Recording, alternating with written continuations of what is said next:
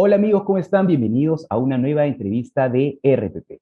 Son cada vez más las personas que deciden utilizar las bicicletas para movilizarse por la ciudad. Por ese motivo y para brindar cierto orden es que se ha dispuesto que a partir de marzo de este año, los ciclistas que infrinjan con el Reglamento Nacional de Tránsito reciban multas por parte de la Policía Nacional del Perú. ¿No? Desde aquí, en RPP, y como parte de nuestra campaña Ciudades con Futuro, nos preguntamos si esta medida es realmente efectiva como para hacer que los ciclistas, las personas usuarios de estas bicicletas, puedan movilizarse de una mejor manera, de una manera más responsable por la ciudad. Para hablar de este tema nos acompaña Mariana Alegre, directora de Lima Cómo Vamos. ¿Cómo estás, Mariana? Muchas gracias por acompañarnos. Hola Nicolás, un placer estar con ustedes. No, el placer es nuestro, Mariana. Para ir súper rápido, quisiera comenzar preguntándote acerca de estas sanciones.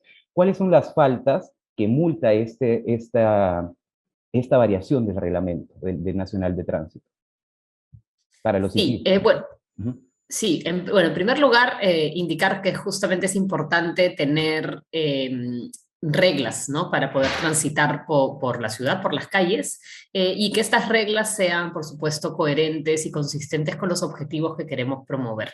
Entonces, las reglas de tránsito tienen un pequeño componente que es el componente de las multas, no es el único.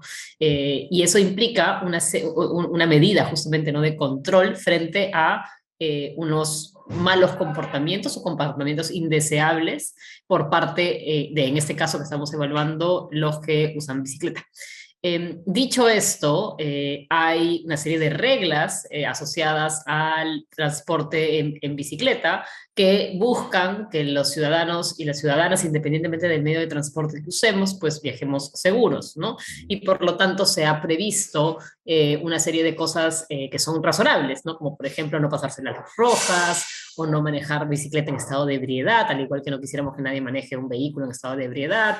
Con el objetivo justamente de mejorar la transitabilidad de todos. Sin embargo, hay otras medidas que no necesariamente ayudan a promover la movilidad sostenible. Y aquí quiero hacer una pausa pequeñita porque creo que es súper importante dejar en claro que es absolutamente necesario ordenarnos en la movilidad y en el transporte, independientemente del medio de transporte que usemos. Pero tenemos que dejar claro también que hay unos medios de transporte que son los que queremos promover, y uno de ellos, ciertamente, es la bicicleta.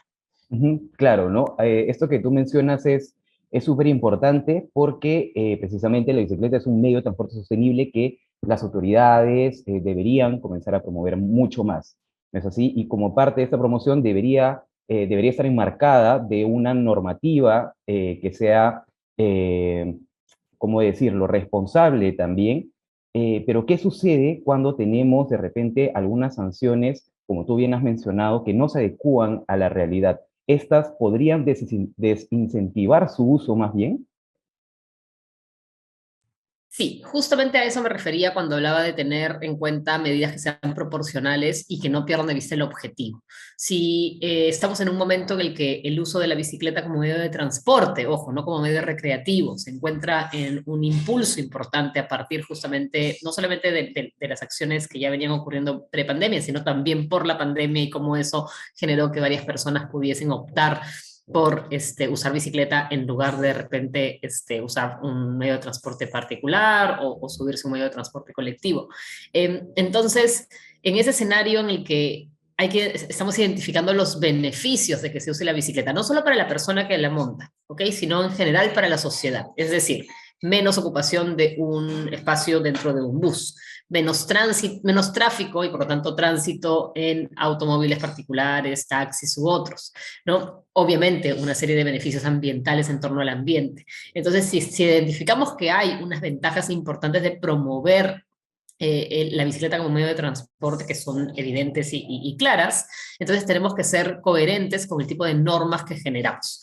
Si generamos normas que lo que van a hacer es desincentivar el uso de la bicicleta, porque van a forzar, por ejemplo, a los ciclistas, muchos de ellos poco experimentados aún, porque estamos hablando de un proceso emergente, a que tengan que ir solo por las pistas en condiciones donde el vehículo tiene prioridad en términos de velocidad, en términos de presencia, en términos de ocupación de espacio, pues estamos en verdad haciendo a las personas que elijan entre querer arriesgarse a ser atropellados por los vehículos o no usar la bicicleta. Obviamente, no queremos tampoco ciclistas que vayan a toda velocidad en las veredas, y además la norma por suerte contempla algunas excepciones para el caso de niños, personas embarazadas, ¿no? Pero creemos que lo que se tiene que entender es que la normativa y por lo tanto las medidas de fiscalización vinculadas a la misma tienen que ser coherentes con lo que ofrece la ciudad. Y eso quiere decir la infraestructura, la calidad del diseño vial y sobre todo la idea de promover a través de una serie de estrategias ciudades cicloinclusivas, que no implica solamente la construcción de ciclovías, sino una serie de políticas más. Claro, ¿no? Justamente sobre ese tema también quería conversar, ¿no? ¿Qué nos dice la experiencia internacional? ¿Hay casos similares de la aplicación de esta normativa en países de la región? Porque, por ejemplo, Lima, como tú bien has mencionado, no es una ciudad que poco a poco, lentamente, está comenzando a darle el impulso necesario a la movilidad sostenible, ¿no? Y como parte de eso está claramente la bicicleta también, pero hay otras experiencias de las que podríamos aprender, como por ejemplo en ciudades como Bogotá, por ejemplo, o Ciudad de México, que puedan darnos algunas referencias sobre si esta normativa de la imposición de multas termina siendo beneficiosa o no para los ciclistas.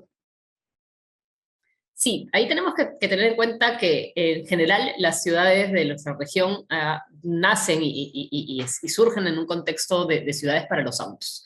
Y eso quiere decir que la política pública, las reglas, los manuales de diseño, etcétera, están pensados en hacer que el que viaje en auto viaje más cómodo, en desmedro de los que usamos transporte público, de los que usamos bicicleta y por supuesto de los peatones, que acaban siendo los más olvidados. Entonces, bajo ese escenario, hay como una contradicción, ¿no?, entre lo que la ciudad ofrece y las reglas ofrecen y el sistema nos ofrece versus lo que en teoría queremos promover, ¿no? Un transporte y una movilidad sostenibles, que sea menos contaminante, etcétera.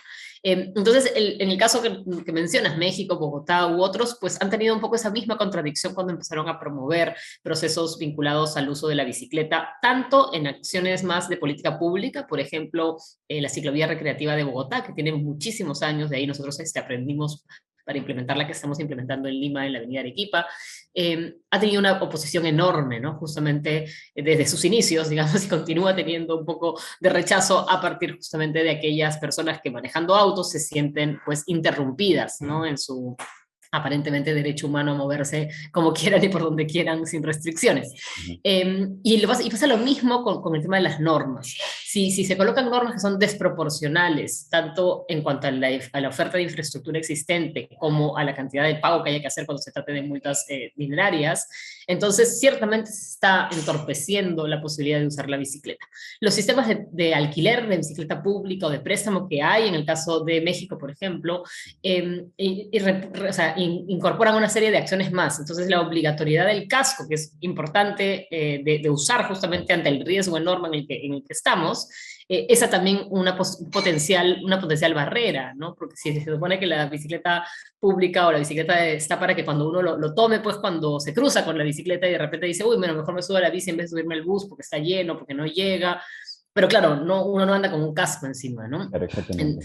No, o de repente también la discrecionalidad para la aplicación de la norma, ¿no? Se generó mucha confusión cuando te hablan de tener elementos reflectantes, ¿no?, en tu ropa o chalecos.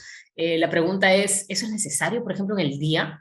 O sea, ¿no? Y hemos visto en campañas a los policías, pues poniéndole multas a los ciclistas en la ciclovía, o sea, yendo a buscarlos a la ciclovía, que además existe y de repente necesita para ser usada, a partir de la ausencia de estos elementos que parece pues más una suerte de poner norma por poner, ¿no?, sin que necesariamente esto tenga una racionalidad real. Queremos proteger a los ciclistas y mejorar la transitabilidad de la ciudad, pues empecemos por bajar la velocidad a los vehículos motorizados. Y eso va a generar, por lo tanto, que aquellos ciclistas tímidos, recientes, o aquellos que todavía no se animan porque tienen miedo a ser atropellados, pues puedan salir a las calles, ¿no?, y puedan navegar la ciudad de mejor manera, liberando nuevamente, como decía al inicio, espacios en el transporte público y tráfico. Claro, ¿no? Hay una responsabilidad también por parte de los conductores, ¿no? De los vehículos automotores. También, justo tú mencionaste un tema al que quería llegar, el tema del ente fiscalizador, en este caso la policía. Si tenemos una autoridad que, por supuesto, no hace cumplir la ley, pero que también sabemos que ciertamente también comete algunos abusos, podremos decir que estamos ante una autoridad lo suficientemente capacitada para poder hacer cumplir una normativa como tal para imponerle multas a los ciclistas.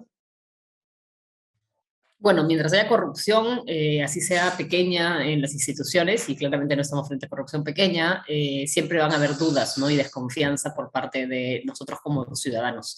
Eso obviamente aplica no solo a los ciclistas, aplica en general a los conductores, al transportista público, etc. Un mensaje quizás importante es que mientras se activaban las multas a ciclistas, también se estaba descubriendo esta mafia, ¿no? de cobradores de cupos a los colectiveros ilegales o a las combis piratas, ¿no? O hace unos años cuando se sacaron adelante las multas a peatones, que eso sí es absolutamente un absurdo. Los medios de comunicación en realidad estaban pues aplaudiendo, casi que iban uno a uno celebrando, hoy se pusieron 100 multas y ahora 5 horas después 120, cuando de nuevo la razonabilidad de la norma, que todavía existe, ¿no? O sea, podría aplicarse en relación a lo que ofrece la ciudad, pues no tiene ni pies ni cabeza, ¿no? Es como pedirle a alguien que cocine sin darle comida, ¿no? Y sin darle utensilios.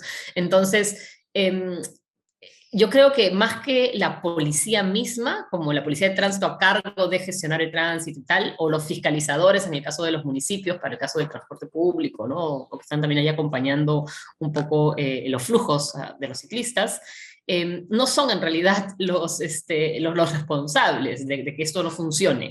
El problema está en esta contradicción del modelo y del enfoque versus las herramientas, ¿no? Sean los programas, las políticas públicas o las reglas. Claro, Mariana, ya para ir cerrando esta pequeña entrevista, de todo lo que hemos conversado podemos hacer un pequeño balance y evidenciar que esta normativa tiene algunos parches que se pueden poner, ¿no? ¿Qué trabajo le correspondería, en ese caso, a las autoridades, por un lado, y a la sociedad civil para que esta norma pueda ser aplicada y que sea positiva para todos y todas en nuestras ciudades? Tenemos unos segundos más. Sí, bueno, te diría pues que hay que trabajar en un proceso concertado, pero en realidad eso ya se intentó hacer y los aportes de los colectivos ciclistas no fueron tomados en la norma que luego fue aprobada algunos años después. Quizá lo importante aquí sería simplemente, o sea, recordar, ¿no? Que en tanto no hayan esas condiciones favorables para que los ciclistas se sientan seguros, va a ser bien difícil hacer cumplir la norma, porque justamente la realidad va a ganarle a lo estático de la normativa. Y por último, y eso es un recordatorio importante para quienes son ciclistas, obviamente el hecho de que el sistema es tan malo, no da carta libre para que el ciclista haga lo que quiera, y tiene que respetar de la misma manera como exige que lo respeten los autos y los conductores de vehículos, tiene que respetar a su vez al peatón. Yo creo que el gran problema aquí es que el modelo de ciudad y el enfoque está poniendo a enfrentarse a peatones con ciclistas, cuando estos tienen que unirse más bien para exigir los derechos a quienes están ocupando las pistas con velocidad y con peligro, que son justamente los autos particulares y sus conductores.